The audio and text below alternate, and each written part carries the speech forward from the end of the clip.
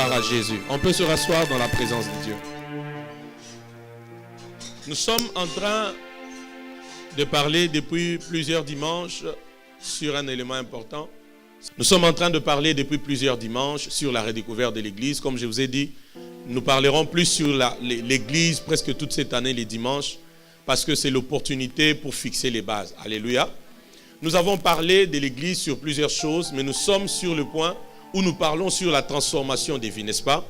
Les dominations, les autorités dans les lieux célestes attendent par l'Église la manifestation de la sagesse infiniment variée des dieux. Vous vous rappelez de cela? Éphésiens chapitre 3, le verset 10. Cette portion des Écritures, elle s'explique par la transformation des vies des chrétiens. Amen. Parce que l'Église doit cesser d'être un lieu de sensation. L'Église doit devenir un lieu de transformation. Alléluia. Je suis pour qu'ici nous puissions dire Amen, que nous puissions crier, que nous puissions sauter. Mais je suis pour aussi que dans ces cris-là, dans ces Amen-là, qu'on nous ait enseigné certaines clés qui peuvent amener nos vies à la transformation. Parce que quand tu t'arrêtes qu'à crier, à dire Amen et tout, c'est bien, c'est pas mauvais. Mais si on ne t'a pas révélé des clés qui peuvent amener la transformation, les changements dans ta vie, c'est un sérieux problème. Amen. Et je l'ai dit, la transformation de Dieu dans nos vies, elle est à deux niveaux. Il y a la transformation caractérielle et il y a la transformation sociale. Vous êtes avec moi?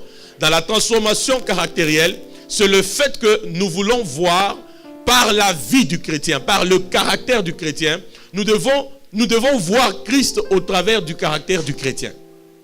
Alléluia. Nous devons voir Christ au travers du caractère du chrétien. Nous devons voir Christ au travers du caractère du chrétien. Parce que le chrétien, la vraie définition d'un chrétien, c'est toute personne dans laquelle Christ s'est formé. Alléluia. Et nous voulons voir le caractère de Christ au travers de cette personne. Nous voulons voir le caractère de Christ se reproduire au travers de cette personne. Alléluia. Et je vous ai donné trois grandes clés qui sont incontournables, qui peuvent amener le changement ou la transformation dans ton caractère. Premièrement, c'est la connaissance de Christ. Tu ne peux pas connaître Christ et rester la même personne. Quelqu'un m'entend? Il faut toujours que quelque chose tombe de toi, que quelque chose de charnel, que quelque chose d'humain tombe de toi parce que tu as rencontré Christ. La deuxième des choses, c'est le renoncement à tout. Tu dois être capable de renoncer à toutes les choses pour lesquelles tu sais que ces choses ne sont pas bonnes pour ta vie chrétienne. Ces choses ne sont pas bonnes pour ta marche avec Dieu. Alléluia. Et chacun de nous ici se connaît très bien. Pour l'autre, c'est la colère. Pour l'autre, c'est les mensonges. Pour l'autre, c'est la jalousie. Pour l'autre, c'est l'orgueil. Pour l'autre, c'est la méchanceté. Pour l'autre, c'est l'impudicité. Pour l'autre, c'est l'escroquerie. Pour l'autre, c'est les faux témoignages, les calomnies. Pour l'autre, je ne sais pas, c'est la colère, la peur, ainsi de suite. Chacun de nous connaît certaines choses qui s'attachent facilement à lui. Et c'est pour ces choses que nous devons être prêts à renoncer. Quelqu'un m'entend? Si tu ne sais pas renoncer à cela, il te sera difficile que tu vives le changement dans ton caractère. Mais la dernière des choses, nous l'avions dit, c'est quand on est dans la présence manifeste de Dieu. Lorsque la présence manifeste de Dieu est là, nous devons être un peuple qui en profite, non seulement pour adorer Dieu, mais pour présenter à Dieu ce que nos vies sont réellement. Pour dire à Dieu, Seigneur, tu vois, même comme je t'adore ici, je suis encore lié par la colère. Je suis encore lié par la méchanceté. Dans la toute présence de Dieu ou dans la présence manifeste de Dieu, Jacob meurt toujours. Est-ce que vous avez compris? Et la dimension d'Israël naît de cela. Quelqu'un est avec moi? Quelqu'un est avec moi? Nous avons donné beaucoup de passages les dimanches passés par rapport à la vraie image du chrétien transformé. Et j'aimerais clôturer ce point ce matin dans la pensée qu'on a commencé les jeudis sur les cœurs. Alléluia. Alléluia. Alléluia. Alléluia. La clé, je continue, la clé de cette transformation, en un mot, on l'appelle le cœur. On est au niveau de la transformation caractérielle. La clé de cette transformation, en un mot, on l'appelle le cœur. Pourquoi? Parce que le changement du cœur, c'est ça même le changement de l'homme. Le changement du cœur, c'est ça même le changement de l'homme. La Bible dit, lorsque Samuel avait fini de parler avec Saül, Dieu donna à Saül un autre cœur. Si Dieu veut changer ta vie, il va d'abord commencer par changer ton cœur. Ou encore, le jour où Dieu change ton cœur, c'est le jour où ta vie a changé. Je réponds. Le jour où Dieu a changé ton cœur, c'est le jour où ta vie a changé. Donc, les changements de ta vie commencent avec les changements de ton cœur. Je reprends. Les changements de ta vie commencent avec les changements de ton cœur. Les changements de ta vie ne commencent pas le jour où tu as un diplôme d'État. Les changements de ta vie ne commencent pas le jour où tu finis ta licence. Ça ne commence pas le jour où tu finis en théologie. Ça ne commence pas le jour où tu as $1 million. Ça ne commence même pas le jour où tu te maries. Les changements de ta vie commencent le jour où Dieu te donne son cœur à lui. Les changements de ta vie commencent le jour où Dieu change ton cœur. Le jour où tu vois Dieu te donner un autre cœur, mets-toi en tête que maintenant, ma vie vient de changer. Est-ce que quelqu'un m'entend? Parce que lorsque le cœur change, Dieu communique une nouvelle vie. Et quand une nouvelle vie est communiquée, cette nouvelle vie produit un nouveau caractère. Est-ce que vous avez compris? Dieu change les cœurs. Par les changements des cœurs, Dieu communique une nouvelle vie. Et quand il y a la nouvelle vie en toi, cette nouvelle vie va donner un nouveau caractère. Parce que, rappelez-vous Matthieu 15, 19, la Bible dit tout vient de quoi? Du cœur. Et si Dieu peut changer les cœurs, ça veut dire qu'il a changé ta vie. Ça veut dire de ta vie, un nouveau caractère sera reproduit. Ce caractère ne viendra plus de toi, mais il vient du nouveau cœur que tu as en toi. En vérité, il vient du cœur de Dieu que tu as. C'est comme ça que de ta vie peut être reproduit le caractère de Christ. Quelqu'un est avec moi? Dis à ton voisin, Dieu a besoin de ton cœur. Dis à ton voisin, Dieu a besoin de ton cœur. C'est comme ça que je vous ai dit le jeudi, que quand tu as l'appel, la chose importante à chercher maintenant, c'est le cœur de l'appel. Le problème n'est pas seulement de dire, Dieu m'a appelé à ceci. Dieu m'a appelé à cela. Tu as l'appel, maintenant tu dois chercher le cœur de quoi? De l'appel. Je peux même aller plus loin. Le problème avec Dieu n'est pas seulement l'appel. Le problème avec Dieu n'est pas seulement le parcours qu'on a fait avec Dieu. Le problème avec Dieu ou la finalité avec Dieu, c'est le cœur. Je vous le prouve. Actes chapitre 1. Ouvrez avec moi. Quand ton cœur change, ta vie change aussi. N'oubliez pas ça. Quand ton cœur change, ta vie fait quoi? Elle change aussi. Et si depuis le jeudi, ton cœur a changé, laisse-moi te dire que ta vie a changé. Donc même si tu vois encore certaines petites choses ne pas encore s'accorder, ça c'est rien, c'est un petit processus. Le plus important c'est quand au fond il y a un changement, autour de toi il y aura aussi ces changements manifestes. Acte chapitre 1, le verset 16. On peut lire avec vous. Acte 1, 16. Regardez, c'est l'apôtre Pierre qui parle. Ils sont dans la chambre haute. Jésus est parti, n'est-ce pas? Christ monte, il les laisse dans la chambre haute et les apôtres sont là. Homme frère, c'est l'apôtre Pierre qui parle. Il fallait que s'accomplisse ce que le Saint-Esprit dans l'écriture a annoncé d'avance par la bouche de David au sujet de Judas qui a été le guide de ceux qui ont été saisis. Alléluia. De ceux qui ont saisi Jésus. La suite. Il était compté parmi nous. Il avait part au même ministère. Il s'agit de Judas. Cet homme, ayant acquis un champ avec le salaire du crime, est tombé, s'est rompu par les milieux du corps et toutes ses entrailles se sont répandues. Vous comprenez, n'est-ce pas? C'est ça, vous voyez la finalité de Judas, ok? Peut-être on peut te poser la question sur Judas, explique-nous Judas et tout. Tu peux facilement expliquer. Alléluia. La suite. La chose a été si connue de tous les habitants de Jérusalem que ce champ a été appelé dans leur langue Akeldama, c'est-à-dire champ du sang. La suite. Or, il est écrit dans les livres de psaumes que sa demeure devienne déserte et que personne ne l'habite et qu'un autre prenne sa charge. Il faut donc que parmi ceux... ok. On peut aller. Il faut donc que parmi ceux qui nous ont accompagnés tout le temps que le Seigneur Jésus vécut avec nous, depuis le baptême des gens jusqu'au jour où il a été enlevé du milieu de nous, il y en ait un qui nous soit associé comme témoin de sa résurrection. Vous voyez ces choses? Est-ce que vous voyez cela? Les apôtres se disent, on va continuer, reste là. Les apôtres se disent, Judas a trahi. Mais nous ne pouvons plus rester à 11. Nous devons rester à 12. Nous devons être à 12. Il faut qu'une 12e personne remplace à Judas. Maintenant, les apôtres posent la condition. Cette personne-là, elle doit être de la compagnie de ceux qui ont été avec Jésus depuis le baptême des gens. Ça, c'est l'aspect du parcours. Dis à ton voisin le parcours. Dis-lui encore bien le parcours. Donc, pour les apôtres, premièrement, il faut que cette personne ait quand même un parcours avec nous. Qu'elle ait un parcours avec Christ. Qu'elle ait un parcours au milieu de nous. Quelqu'un m'écoute? Les apôtres ne se sont pas limités que là. Ils ajoutent une autre chose. On y va. Ils en présentèrent deux. Joseph appelé Barsaba, surnommé Justice, et Matthias. Le verset 24. C'est ce qui est important. Puis ils firent cette prière. Seigneur, toi qui connais. Alléluia. Seigneur, toi qui connais les cœurs de tous, désigne lesquels de ces deux tu as choisi. Est-ce que vous comprenez, Église? L'appel, c'est bien.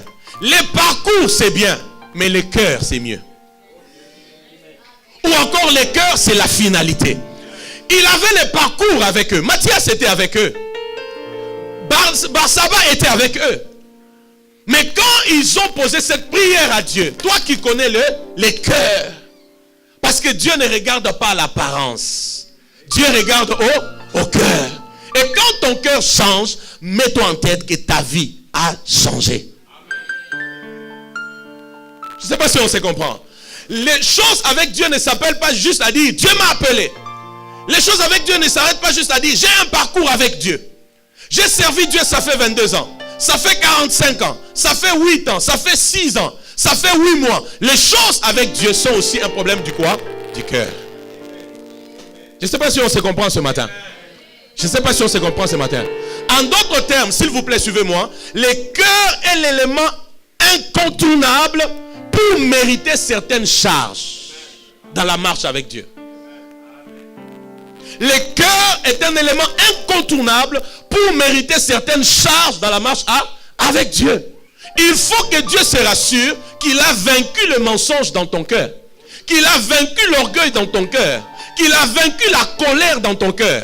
Qu'il a vaincu l'arrogance dans ton cœur. Qu'il a vaincu la méchanceté dans ton cœur. Qu'il a vaincu les calomnies dans ton cœur. Vous êtes avec moi?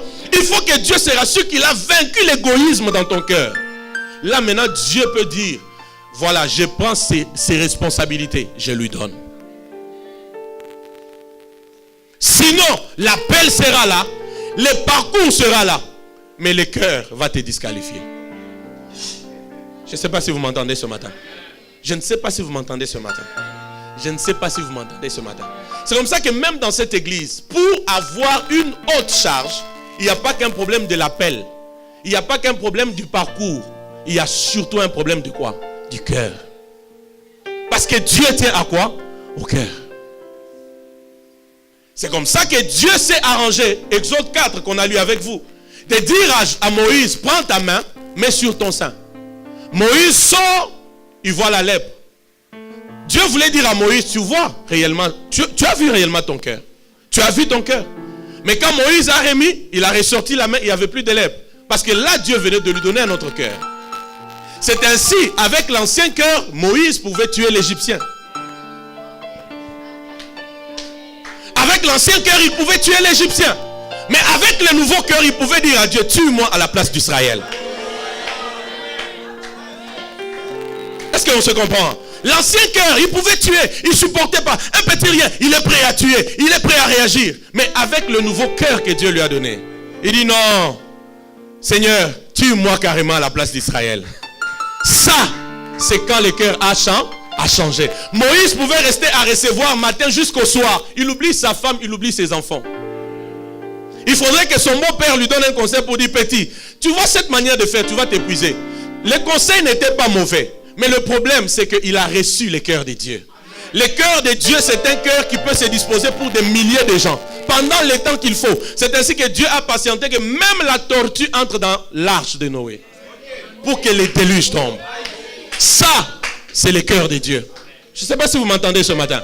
Ça, c'est le cœur de Dieu. Quand Dieu voit encore dans ton cœur la colère, la haine, la jalousie, l'égoïsme, l'orgueil, la méchanceté, les calomnies, toutes ces choses-là, en fait, tu peux avoir l'appel, tu peux avoir le parcours, mais ça va empêcher à Dieu de te qualifier pour des choses importantes. Quand vous voyez Dieu placer quelqu'un dans une direction donnée, mettez-vous en tête que Dieu a un nombre de choses qu'il a vaincues dans les cœurs de cette personne.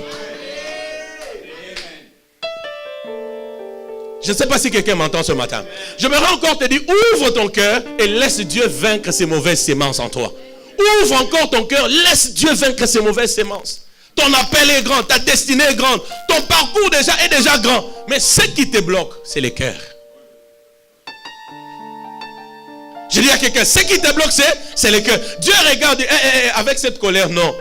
Avec ces envies ici, non. Avec cette convoitise, non. Tu risques d'être un pasteur qui, quand demain tu vois un tel fidèle, il s'habille comme ça, toi aussi tu vas chercher la même veste.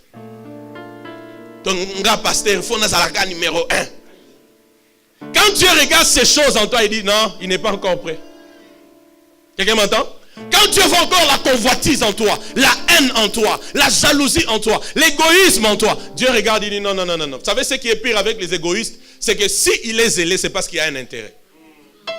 Maintenant, quand Dieu regarde de telles personnes, il dit non. Une telle personne, non. Dis à ton voisin ton cœur. Dis à ton voisin ton cœur. Le changement du caractère, là, en vérité, c'est le changement du cœur. Parce que quand le cœur change, Dieu donne une nouvelle vie. Et toute nouvelle vie de Dieu vient avec un nouveau caractère. Dis à ton voisin, ouvre ton cœur, donne-le encore à Dieu. Dis-lui, ouvre ton cœur, donne-le. Dis-lui, ouvre ton cœur, donne-le. Est-ce que quelqu'un m'a compris? Si Dieu n'aurait pas changé le cœur de Moïse, Moïse allait continuer à tuer. En cascade. Oh, Jésus, merci. Jésus, merci. Dis à ton voisin, Dieu doit se rassurer qu'il a vaincu ton cœur. Oh, parlez. Vous ne parlez pas pourquoi? Parlez entre vous. Dieu doit se rassurer qu'il a vaincu ton cœur. Hein? Dans l'église maintenant, il y a des gens qui ont l'orgueil voilé, la cupidité voilée, l'égoïsme voilé, la méchanceté voilée. Donc quand tu les regardes, tu ne peux pas croire qu'il est orgueilleux. Mais en réalité, orgueilleux. Quand tu les regardes, tu ne peux pas croire qu'il est cupide. Mais en vérité, cupide. Quand tu le regardes, tu ne peux pas croire qu'il est méchant. Parce qu'il voile bien cela. Mais en vérité, méchant. Quand tu le regardes, tu ne peux pas croire que c'est quelqu'un qui peut faire des choses incroyables et négatives. Mais en vérité, c'est ce qu'il est.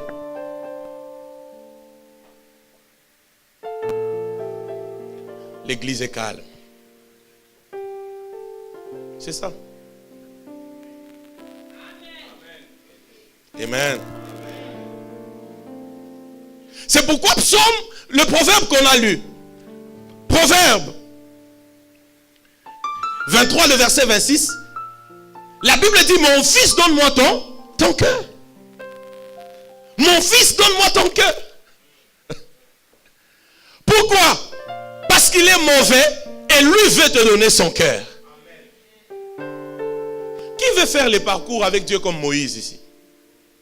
Comprenez qu'il n'est pas passé que par l'appel avec le buisson ardent. Il n'a pas eu que le parcours d'avoir quitté l'Égypte, il est rentré. Et puis il doit encore retourner. Ouh, non. À part ça, Dieu a dit, prends la main, mets sur ton sein. Alléluia. Maintenant, regardez l'image que la Bible donne. Fils, donne-moi Proverbe 26, le verset 23. Regardez l'image du mauvais cœur. Proverbe 26, le verset 23. Merci. La Bible dit quoi? Comme des scories d'argent appliquées sur un vase de terre, ainsi sont des lèvres brûlantes et un cœur mauvais. Je reprends.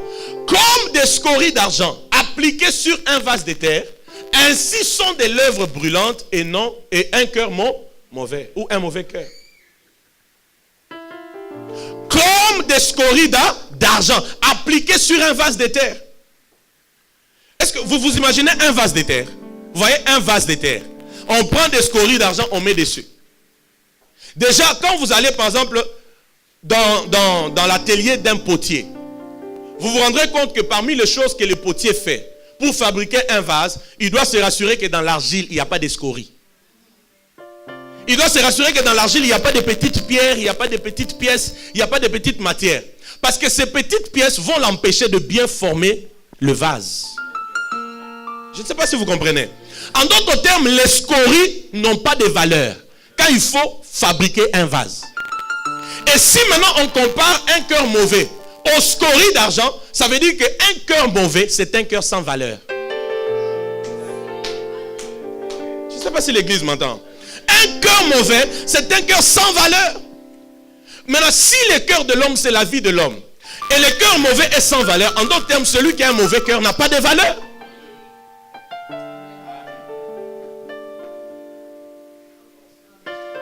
Comme des scories d'argent appliquées sur un vase de terre. Ainsi sont des lèvres brûlantes et un cœur mauvais. Tu as déjà vu une femme qui a un mauvais cœur? Il ne faut pas l'épouser. Tu n'as pas dit amen, hein? Amen. Et il ne faut pas quoi?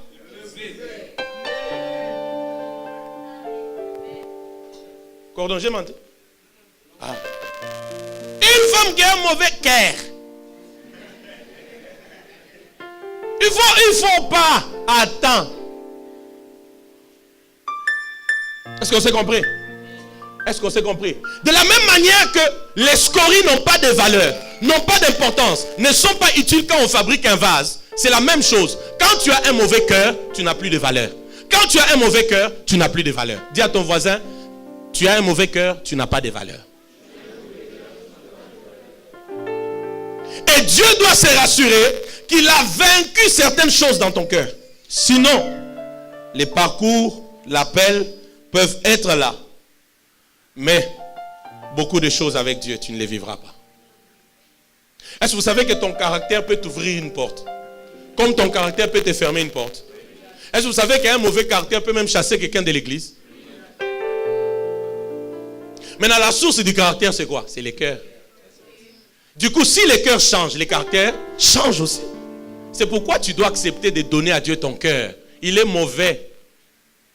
Et que lui te donne son cœur.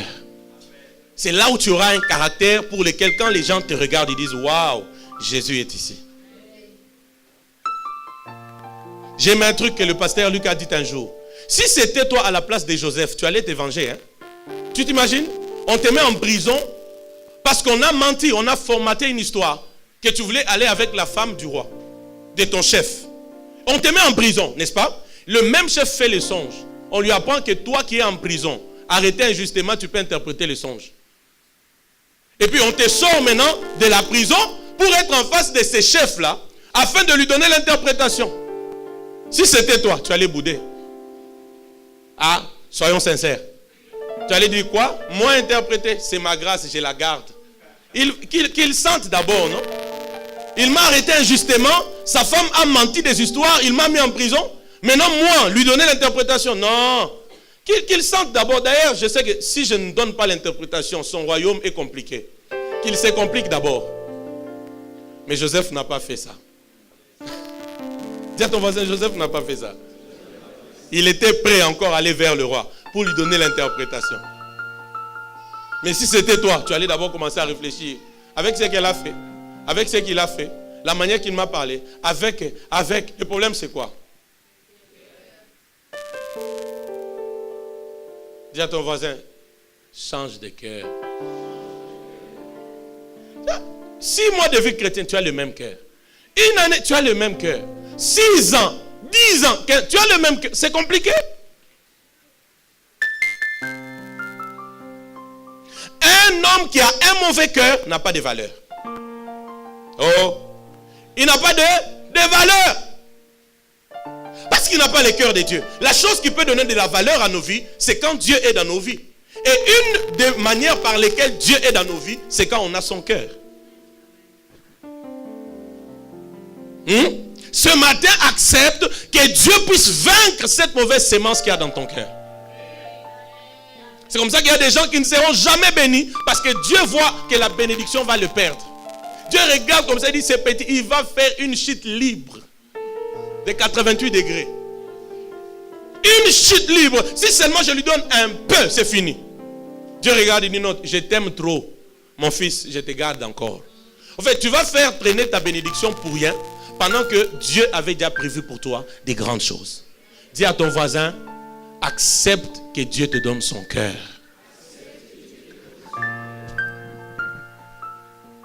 Alléluia. Alléluia. Ça, c'est au niveau de la transformation caractérielle, n'est-ce pas? Mais nous avons aussi parlé de la transformation sociale. Dieu ne change pas Jacob seulement pour qu'il devienne Israël en termes de caractère, mais Dieu change aussi Jacob en Israël pour donner à Israël une vie meilleure. Parce que Jacob, c'est l'homme, mais Israël, c'est l'homme de Dieu. Jacob, c'est la chair, mais Israël, c'est l'esprit. Est-ce que vous êtes avec moi? Dieu ne change pas seulement notre caractère, mais Dieu veut aussi nous donner une vie meilleure. Et je vous ai donné des clés par rapport à cela. Proverbe 18, le verset 16, la Bible dit, les présents d'un homme lui ouvrent la voie et lui donnent l'accès au grand. Les présents ici, c'est l'image des richesses. Les présents ici, c'est l'image de dons, des talents que Dieu nous a donnés. Les talents innés, les talents reçus par prophétie, les talents reçus par l'imposition de main. Amen. Et je dis une chose importante pour qu'on aille dans la pensée de ce matin. C'est que tu dois commencer par connaître ce que Dieu t'a donné. Deuxièmement, tu dois perfectionner cela. Parce que les grandes choses avec Dieu commencent d'abord par ce que Dieu nous a donné. Les grandes choses avec Dieu commencent d'abord par ce que Dieu nous a donné. Malheureusement, aujourd'hui dans l'église, quand on dit l'appel, ce n'est que l'appel au ministère. Pendant que Dieu ne nous appelle pas qu'à prêcher tous. Mais chacun a reçu un appel particulier selon que Dieu l'a appelé. Maintenant, dans ce que Dieu t'a donné là, apprends d'abord à te contenter de cela. La deuxième des choses, perfectionne cela. Perfectionne cela. Perfectionne cela. Perfectionne cela. Ta bénédiction passera que par là. Alléluia.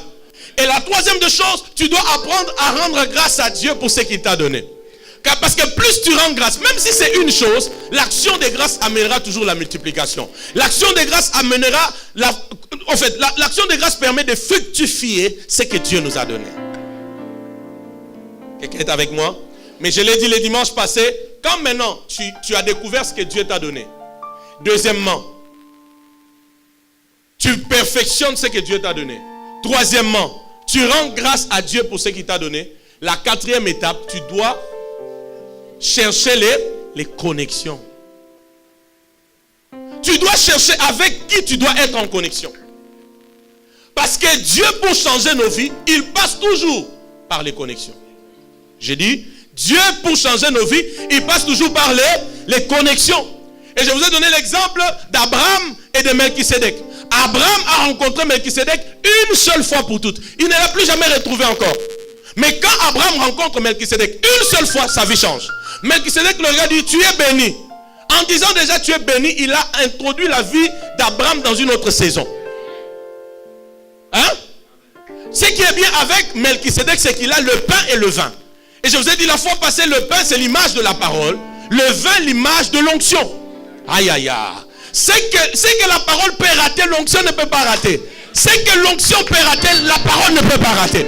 En fait, Melchisédek a la provision. Il a la chose qui te manque. Il a la chose qu'il faut pour toi. Quand il te le donne, ta vie connaît un shift. Est-ce qu'on se comprend ce matin? C'est comme ça, partout où tu es, quand tu marches, mets-toi en tête que je suis dans la saison de connexion importante. Je suis dans la saison de connexion importante. Je suis dans la saison de connexion importante. Elles peuvent arriver de n'importe quelle manière, que tu les saches ou pas. Ce qui est vrai, quand tu es dans la saison, ce qui doit arriver, doit arriver. Oh, tu n'as pas compris, hein? Vous savez, ce qui est bien avec la saison, quand c'est la saison des mangues, même si tu n'aimes pas les mangues, tu les verras. Quand c'est la saison des bananes, même si tu n'aimes pas les bananes, tu feras quoi? Tu les verras toujours. Non, moi j'aime les pommes, j'aime les pommes. Comme c'est la saison des mangues, tu verras toujours les mangues, d'autres même par terre. Je ne sais pas si quelqu'un m'entend. Alors ainsi, quand c'est la saison des opportunités importantes, mets-toi en tête, partout où tu es sous la grâce des connexions. Tu es sous la grâce des connexions. Je suis en train de le dire à quelqu'un, partout où tu seras à partir d'aujourd'hui, tu es sous la grâce des connexions. Tu es sous l'onction des connexions. Tu es sous la grâce des connexions. Ah, tu as ta manière de dire amen. Elle me tombe quand un prophète parle, tu regardes comme ça. Tu es sous la grâce des connexions. Tu es sous la pluie des connexions. Que ça arrive à quelqu'un qui le croit ce matin. Amen. Quand Dieu veut changer la saison de ta vie, il te connecte à certaines personnes. Parce que ces personnes ont la chose qui te manque pour te propulser. Assieds-toi. Elles ont la chose qui te manque pour te propulser. Alléluia. Il est de ces gens, quand tu les rencontres, ils sont l'exaucement à ta prière. Ils sont l'exaucement à tes retraites. Tu n'iras plus en retraite pour chercher l'argent. Tu iras maintenant en retraite pour adorer Dieu. Plus pour chercher l'argent. Ah, que ça soit la part de quelqu'un ce matin. J'ai dit que ça soit la part de quelqu'un ce matin. J'ai dit, rencontre la personne qui va t'empêcher de maintenant prier pour l'argent, de prier pour les manger, de prier pour les habits. Que Dieu te fasse rencontrer celui qui va régler ses problèmes. Et si tu dois entrer en retraite, entre parce que tu veux adorer Dieu. Entre parce que tu veux élever Dieu. Entre parce que tu veux célébrer Dieu. Entre parce que tu dois recevoir de nouvelles révélations de la part de Dieu. Si tu le crois, tu dis amen à cette parole.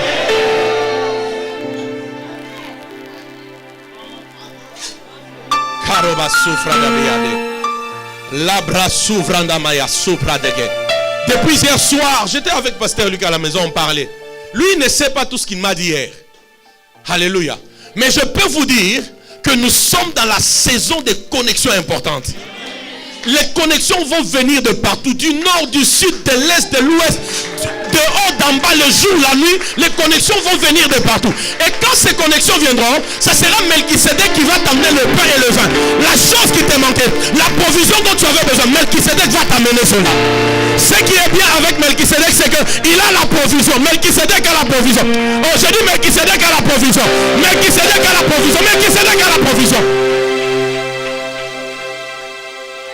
Tu peux les rencontrer qu'une seule fois, mais il te donne ce dont ta vie a besoin. Oh, je sens une forte onction quand je parle de ces choses. Et c'est un signe de l'approbation divine que nous sommes dans la saison de connexion importante. Jesus. Assieds-toi. Shandoroko Pradadi. Suprada Bayande. Sorako Paradikeledis. Paraparata Kuluja Parete Tekete. Suprakata Sabayade. Paroya Sibro Pravalika Payate. Rashubra Kafaya Subranda. Barata Sato. Miraka Baba. Je parle au ciel de ta vie. Rako Satarako Payada. Rako Sita Bayakarane. Barakata Suparakatese. Rako Paradaka Suprakata. Rakaso Parakate Sopa. Rushatoke Parade. Lokote Sakarabu Katata. Que les anges travaillent en ta faveur. J'ai dit que les anges travaillent en ta faveur. Que les connexions qu'il faut viennent sur ton chemin. Que ces connexions t'apportent le pain et le vin. Que ces connexions t'apportent la provision. C'est dont ta vie a besoin. Que ces connexions te les amènent au nom de Jésus. Jesus. Shadalako paradis. Rako sotoko boyakete. Pour ton appel, que les connexions viennent. Pour ton business, que les connexions viennent. Pour ton mariage, que les connexions viennent. Pour cette église, que les connexions viennent. Pour ton travail, que les connexions viennent. Pour tes études, que les connexions viennent. Je dis pour ton ministère, que les connexions viennent. Pour ta vie financière et matérielle, que les connexions viennent. Que les connexions viennent le jour, la nuit, le matin, le soir, à midi. Au nord, au sud, à l'est, à l'ouest. Et partout que les connexions viennent. Reçois-les au nom de Jésus. Reçois cela au nom de Jésus. Reçois cela au nom de Jésus. Jesus. Parle la langue pendant 3 minutes. Parle la langue. Saisis cela en esprit. Fixe cela en esprit. Fixe cela en esprit. Sharabo, Aruba,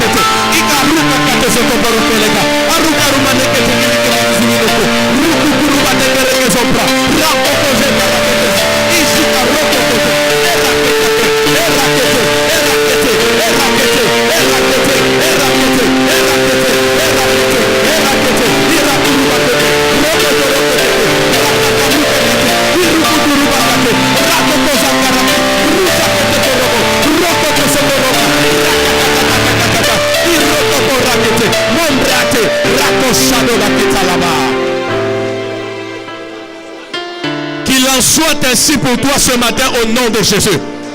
Qu'il en soit ainsi pour ta vie ce matin au nom de Jésus. Qu'il en soit ainsi pour ta famille ce matin au nom de Jésus. Qu'il en soit ainsi pour cette église ce matin au nom de Jésus. Qu'il en soit ainsi pour tes business au nom de Jésus. Qu'il en soit ainsi pour ton travail au nom de Jésus. Qu'il en soit ainsi pour tous les aspects de ta vie au nom de Jésus. Assieds-toi. Maintenant, je vais attirer ton attention sur quelque chose de particulier encore ce matin. Karatupra. Et je comprends pourquoi cette onction est venue.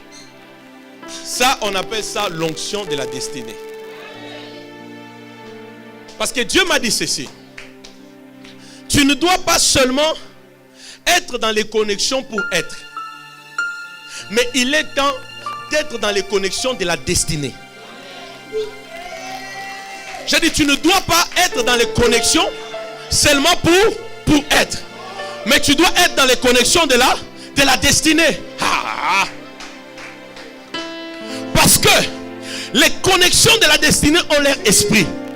Les connexions de la destinée ont leur onction. Les connexions de la destinée ont leur valeur. Les connexions de la destinée ont leur particularité. Il est temps que tu sortes des connexions pour être dans des connexions. Il est temps que tu te retrouves dans les connexions de la destinée. Parce que les connexions de la destinée, ce sont les connexions pour la vie. Ce sont les connexions pour la vie. Ce sont les connexions pour la vie. Ces connexions te donnent ce dont ta vie et ta destinée a besoin.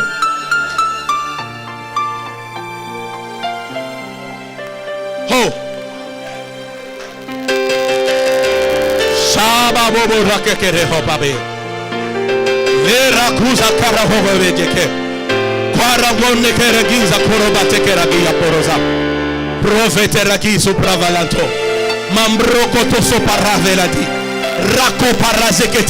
Le Saint-Esprit me dit que cette onction est venue parce qu'elle veut fixer quelque chose en quelqu'un. Et quand ça sera le temps de continuer l'enseignement, je vais continuer. Le Saint-Esprit me dit que cette onction est venue parce que elle est en train de fixer, elle fixe une connexion, elle fixe une connexion, elle fixe une connexion, elle fixe une connexion, elle fixe une connexion. Le Saint-Esprit me dit, elle fixe une connexion. Lorsque le Saint-Esprit aura achevé ce qu'il fait, je continuerai avec l'enseignement. Laisse-moi te dire que cette onction est en train de renverser toutes les montagnes qui empêchaient aux connexions importantes de venir sur ta vie. Cette onction est en train de rapprocher les connexions. Cette onction est en train de rapprocher les connexions. J'ai dit, cette onction est en train de rapprocher les connexions. Tu te souviendras de ce dimanche dans l'histoire de ta vie, dans l'histoire de ta destinée, dans l'histoire de ton ministère. Rakashoto baya, bareya yeke shegeba, borakokosuza baya cheketekezi, borakatasuka barakakayongo chekete, wakeka rotoko sokoto bakakarukutu, ika koroka katusu bakakatasuku bakatekete, yekadeka dokokosoka bayuka shakatakata. La connexion pour ton mariage s'ouvre. La connexion pour ton mariage se fixe. La connexion pour ta promotion se fixe. La connexion pour tes finances se fixe. La connexion pour ton explosion se fixe. La connexion pour ta destinée se fixe. La connexion pour ta longévité se fixe. Les connexions pour cette église se fixent. Et toutes les montagnes qui empêchaient aux connexions de se fixer, toutes les montagnes qui reculaient les connexions sont en train d'être renversées par l'onction de Dieu ce matin. Par l'onction de Dieu ce matin. Toutes les montagnes qui étaient devant toi sont en train d'être renversées. Les montagnes qui étaient devant ta vie, qui étaient devant ton travail, qui étaient devant tes finances, qui étaient devant ta santé, qui étaient devant ton ministère, qui étaient devant cette église, sont en train d'être renversées. Au nom de Jésus, les portes de connexion importantes s'ouvrent. Les portes de connexion de provision s'ouvrent. Oh, je dis à quelqu'un ce matin, ton Melchisédek arrive. Ton Melchisédek arrive. Je dis à quelqu'un ce matin de la part de Dieu. Ton Melchisédek arrive. C'est lui qui va faire que l'histoire de ta vie change. C'est lui qui va faire que la saison de ta vie change. C'est lui qui va faire que tu ne pleures plus. C'est lui qui va faire que tu ne sois plus pauvre. C'est lui qui va faire que tu ne te lamentes plus. C'est lui qui va faire que tu ne puisses plus mal manger. Que tu ne puisses plus te soucier de quoi te nourrir. Comment payer les loyers. Comment payer les loyers. Comment manger. Comment étudier. Le Saint-Esprit me dit, Melchisédek est en route vers toi. Melchisédek est en route vers toi. Pour que tu ne te poses plus de questions. Comment faire pour me marier. Comment faire pour ma société. Comment faire pour les études de mes enfants. Comment faire pour la vie de ma femme. Comment faire pour mon ministère. Comment faire pour sanctuaire de gloire. Melchisédek est en route. Reçois-le dans ton esprit. Reçois-le dans ton esprit. Reçois-le dans ton esprit. Reçois-le dans ton esprit. Melchisédek est en route avec le pain, avec le vin, avec le pain, avec le vin, avec le pain, avec le vin. Saisis cela mon frère. L'onction est la profite. La présence de Dieu est la profite. La présence de Dieu est la profite. Saisis-le, saisis-le, saisis-le, saisis-le. Saisis, saisis, saisis. Saisis, saisis cela. Saisis cela. Melchisédek vient sur ton chemin. Il a le pain, il a le vin. Il a ce qui te manque. Il a ce qu'il faut. Il a ce qu'il faut pour cette église. Il a ce qu'il faut pour ta vie. Il a ce qu'il faut pour ton entreprise. Il a ce qu'il faut pour que tu aies ce travail-là. Il a ce qu'il faut pour que tu aies cet argent-là. Il a ce qu'il faut pour que tu achètes ces parcelles-là. Je dis, il a ce qu'il faut pour ta promotion. Melchisédek est en route avec le pain et le vin. Shababo rakate sakoraba. Kirababo bobo shababa yala. Iro parakata lebebebe. Mambra paraka paraso probabo. Après ce culte, ta vie ne restera plus la même. Après ce culte, ta vie ne restera plus la même. Les connexions importantes viennent vers toi. Les connexions importantes viennent vers toi. Les connexions importantes viennent vers toi. Je dis de la part de Dieu, sous cette onction de Dieu, les connexions importantes viennent vers toi. Et tout ce qui pouvait empêcher à ces connexions de se fixer est en train d'être renversé. Tout ce qui pouvait repousser ces connexions est en train d'être détruit. Au nom de Jésus. Je vois ta vie s'envoler. Je vois ton ministère s'envoler. Je vois tes finances s'envoler. Je vois tes projets réussir. Je vois ta vie décoller à cause des connexions.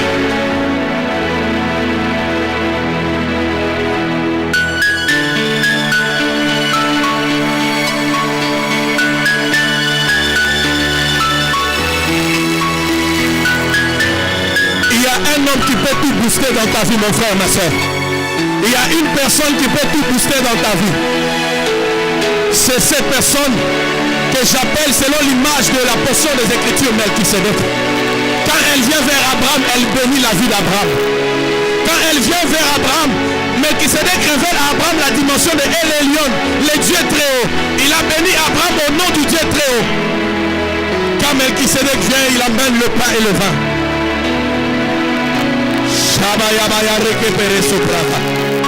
Je dis de la part de Dieu ce matin, tu as longtemps cherché ces connexions. Maintenant tu ne toqueras plus trop. À partir d'aujourd'hui tu ne toqueras plus trop. À partir d'aujourd'hui tu ne toqueras plus trop. Tu n'insisteras plus trop. Ça va s'ouvrir de soi-même. Ça va se fixer de soi-même.